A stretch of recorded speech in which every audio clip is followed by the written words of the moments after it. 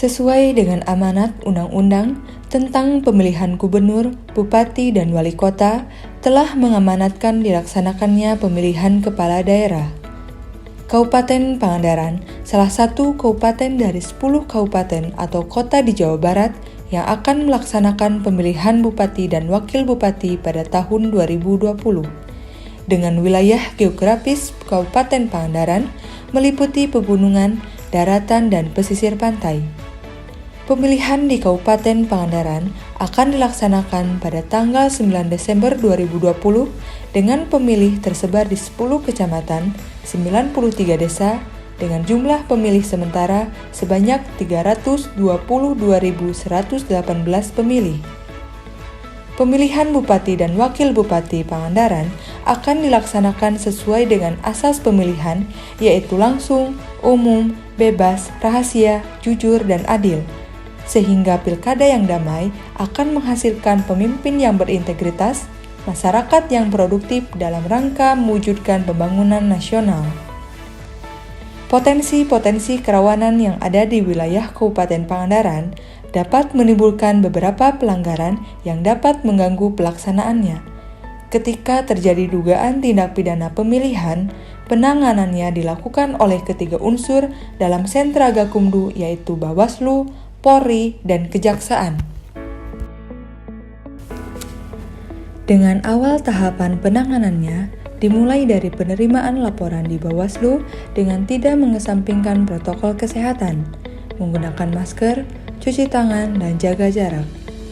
Dalam penanganan pelanggaran pemilihan, pelapor memiliki batas waktu 7 hari sejak diketahui dan atau ditemukannya dugaan pelanggaran, termasuk dugaan pelanggaran tindak pidana pemilihan untuk dilaporkan kepada Bawaslu.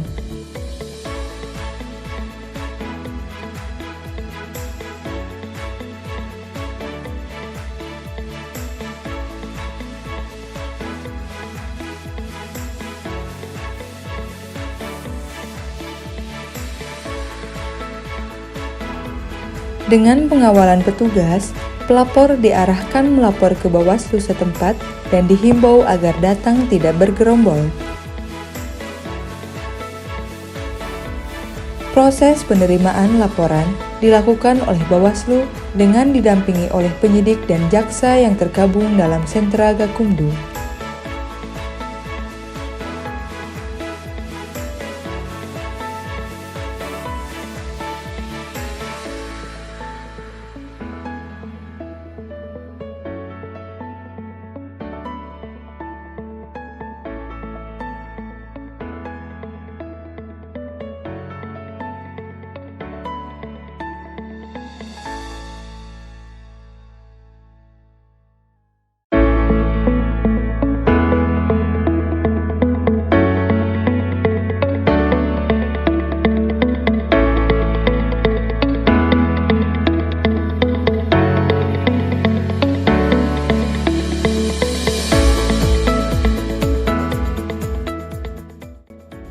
Setelah laporan dinyatakan memenuhi syarat formil dan material, Bawaslu mengundang penyidik dan jaksa yang tergabung dalam sentra Gakumdu selama 1 kali 24 jam untuk dilakukan rapat pembahasan pertama.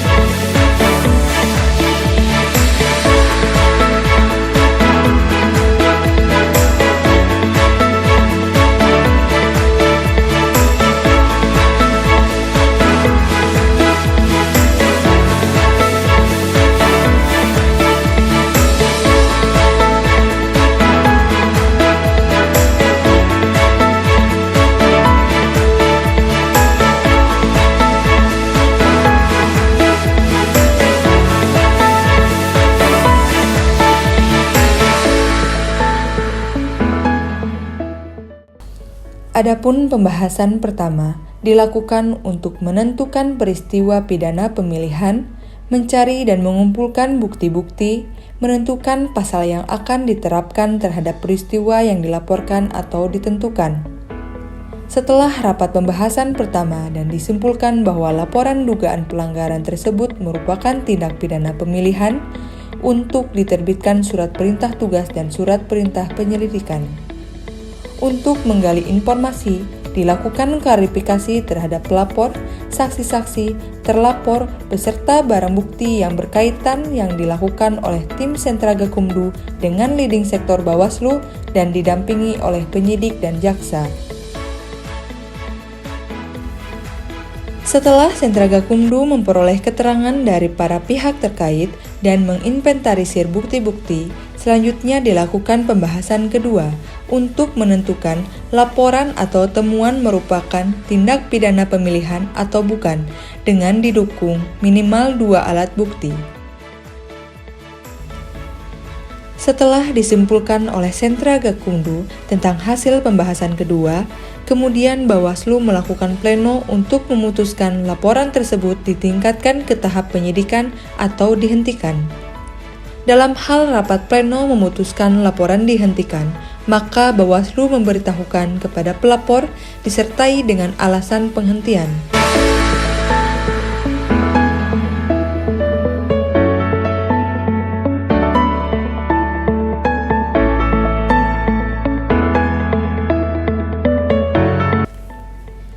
Dalam hal rapat pleno memutuskan laporan ditingkatkan ke tahap penyidikan, Bawaslu meneruskan laporan kepada penyidik. Selanjutnya, dibuatkan laporan polisi di SPKT Polres Ciamis. Pelapor didampingi petugas Bawaslu dengan melampirkan bukti-bukti.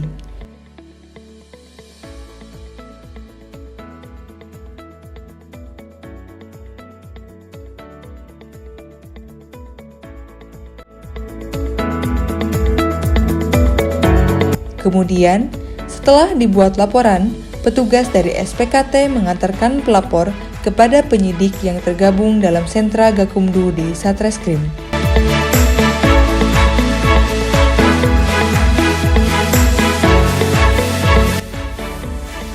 Setelah laporan polisi diterima oleh penyidik Sentra Gakumdu, kemudian penyidik melengkapi administrasi penyidikan dan melakukan pemeriksaan terhadap pelapor, saksi-saksi, terlapor, serta melakukan penyitaan barang bukti, kemudian melakukan gelar perkara penetapan tersangka, pemeriksaan tersangka, dan melengkapi berkas perkara dan selanjutnya dilakukan pemberkasan.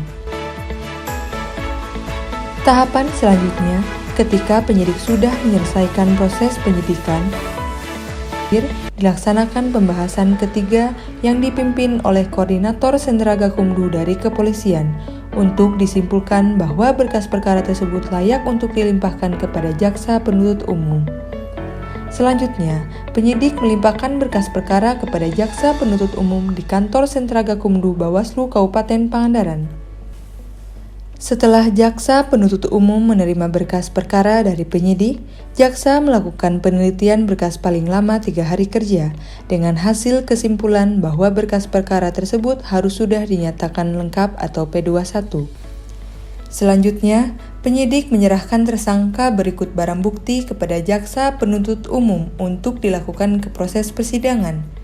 Setelah dilakukan proses persidangan dan hakim menjatuhkan vonis bahwa terdakwa terbukti bersalah, jaksa menerima dan membawa hasil putusan pengadilan ke rapat pembahasan Sentra Gakumdu untuk menentukan apakah jaksa penuntut umum akan melakukan banding atau tidak terhadap putusan hakim tersebut. Demikian gambaran pelaksanaan penanganan pelanggaran tindak pidana pemilihan di wilayah Kabupaten Pangandaran pada masa pandemi COVID-19 ini. Kita berdoa semoga dalam penyelenggaraan seluruh tahapan dapat berjalan lancar, aman, kondusif, dan tentunya dalam keadaan sehat. Terima kasih. Wassalamualaikum warahmatullahi wabarakatuh. Kami